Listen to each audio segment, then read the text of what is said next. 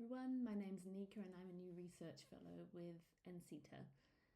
Given this is my first presentation alongside my new colleagues at NCETA, I thought I'd take the opportunity to briefly introduce myself and my background in addiction research. I'll then focus on my doctoral research on smoking cessation. So I graduated with a Bachelor of Health Sciences from the University of Adelaide, where I majored in pharmacology and psychology. And I then worked as a researcher from a non-for-profit musculoskeletal research group in Adelaide that was affiliated with Flinders University. And during that time, I worked with a range of orthopaedic surgeons on projects spanning clinical trials through to systematic reviews. While I was there, I also completed my Masters of Clinical Science with the Joanna Briggs Institute, where I investigated the impact of comorbidities like obesity and diabetes on upper limb joint replacement outcomes. And that was where my interests really shifted towards more health behaviours research. So in 2018, I was offered the opportunity to work as a systematic reviewer with the health behaviours research team with the Nuttall Department of Primary Care Health Sciences at the University of Oxford. And my time at Oxford, most of my time, was spent conducting different evidence syntheses, some of which I list here. I initially focused on weight loss interventions. I really enjoyed the process of doing systematic reviews, which was fortunate because I ended up doing quite a lot of them, particularly when I moved with working with the Oxford Tobacco Addiction Group, where I worked on synthesizing the evidence on the effectiveness of many different interventions for smoking cessation. And some of these explored the intersection between weight management and smoking cessation. Over the years, several people in the room there with you very kindly responded to my many requests for data, so I wanted to take the opportunity to thank you. And also alongside this work, I completed my PhD, which is what I'll be presenting about now. So my doctoral research at Oxford investigated socioeconomic inequalities in smoking cessation. I firstly need to acknowledge my funders, the Society for the Study of Addiction, the Rotary Foundation, and my college St. Catherine's here at Oxford, as well as my wonderful supervisory team pictured there. So, as we all know, smoking is a leading risk factor for many devastating diseases, which places a heavy burden on individuals and healthcare services, but this burden is not evenly distributed. In the UK and other high-income countries like Australia, people from lower socioeconomic groups are more likely to smoke, and this greater smoking prevalence in disadvantaged groups translates to disproportionate tobacco-related disease, making tobacco smoking a major driver of health inequalities. Now, there's no safe level of tobacco smoking, so helping people quit smoking is vital, and there are many different types of effective smoking cessation interventions. However, contextual factors present in some populations may moderate the effectiveness of these individual level smoking cessation interventions, and uptake of and use access to these cessation aids may also vary. So to address socioeconomic inequalities in smoking cessation, we need to better understand how socioeconomic disadvantage impacts this path to smoking cessation and where best to intervene. So the aim of my doctoral research was to investigate socioeconomic inequalities in smoking cessation behaviours and outcomes to inform research policy and practice, ultimately aiming to reduce health inequalities caused by smoking-related disease. I completed 3 projects as a part of this program of work. The first was a Cochrane systematic review where I followed Cochrane methods and I used novel approaches to assess whether the effects of individual level smoking cessation interventions on cigarette use differed by socioeconomic group, and then I categorized their potential impact on health equalities. So the primary outcome I was looking at here was smoking quit rates, split by lower relative to higher socioeconomic group at longest follow-up.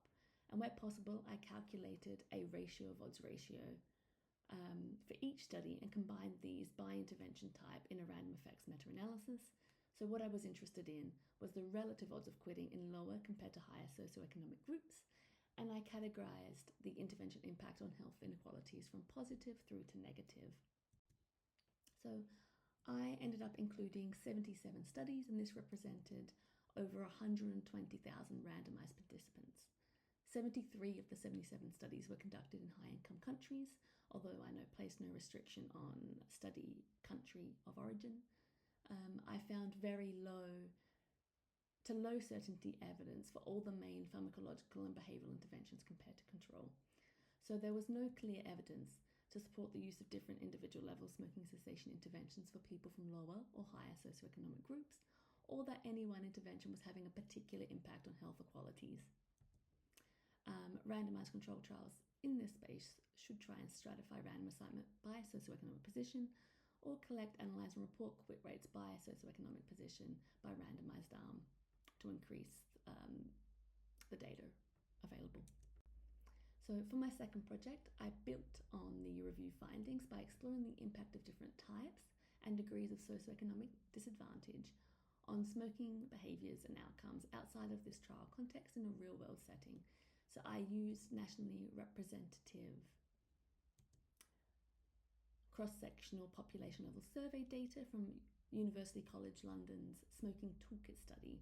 So I analysed data on over 195,000 respondents across England over a 10-year period to explore how smoking prevalence, level of tobacco addiction, motivation to quit, past year quit attempts, use of evidence-based cessation aids, and quitting success differed by 5 different indicators of socioeconomic position that I list here. And I did that to identify potential differences in these relationships across various forms and degrees of socioeconomic disadvantage. So this figure represents the directions of effect for some of these outcomes by each indicator of socioeconomic position. Now for reference, the main thing to take from this table is that the 2 golden arrows pointing upwards represent a statistically significant greater odds of the outcome in the lower subcategories relative to the higher subcategory for each indicator of socioeconomic position, and the colouring just represents the strength of that association.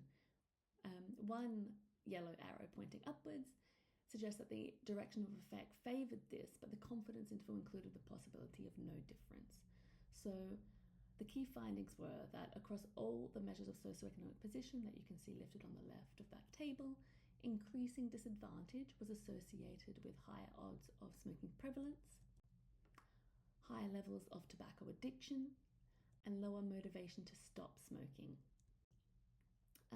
When looking at quit attempts, people from more disadvantaged occupational social grades, on lower household incomes, and with less education had lower odds of having made a quit attempt in the past year relative to those in the most advantaged categories.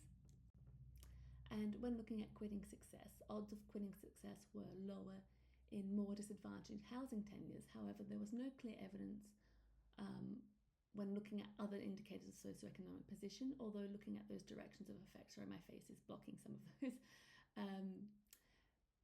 the directions of effect generally suggested lower odds of success in more disadvantaged groups relative to the highest advantaged group. So these findings here relate to the use of cessation aids by the different indicators of socioeconomic position. E-cigarettes were the most commonly used cessation aid here in the UK, but it's not surprising as they are supported as a smoking cessation aid here. And the odds of use, what was interesting was that the odds of use did vary by socioeconomic position for this aid. So students and people who were retired or not in paid work were less likely to use an e-cigarette compared to those in paid employment, while people with less education were more likely to use an e-cigarette. So implications for this work at this stage, the review findings indicated no clear evidence of a difference of effectiveness by socioeconomic group, and observational data highlighted differences in quitting behaviours and approaches and outcomes. This highlights that access to and uptake of quitting support may be a critical component for addressing socioeconomic inequalities in smoking cessation behaviours. So my third and final project was a multi-method service evaluation of a new stop smoking scheme offered to people experiencing financial difficulty. And I worked with a local counter council, a UK charity that provided free financial support advice, and the local stop smoking service to evaluate this scheme. So being a recorded presentation, I know I don't have time to go into the scheme in more detail, but just to highlight that the key findings were that clients and advisors generally found very brief advice when delivered in a financial support setting to be appropriate, and lack of referrals to the stop smoking service, and the qualitative findings really highlighted significant barriers to scheme implementation. So in summary, for the thesis as a whole, at the outset of the thesis, we knew that the social gradient in tobacco smoking in countries like England and Australia was well recognised, and that this doctoral research aimed to better understand these socioeconomic inequalities.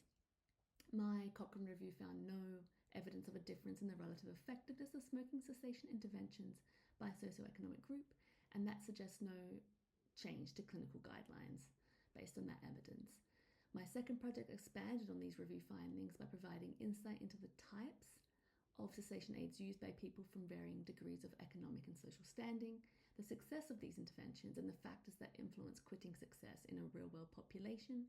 And then my last project found that despite targeted efforts to increase uptake of stop smoking support among socioeconomically disadvantaged subgroups who are found to welcome and benefit from the support, overcoming implementation challenges were found to be critical for success. So finally, off the back of my PhD, I became quite interested in next exploring specific individual level interventions that the review indicated might have a possibly positive impact on health inequalities in smoking.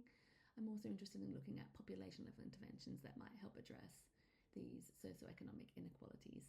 Thank you very much for your time, and I'm looking forward to your questions.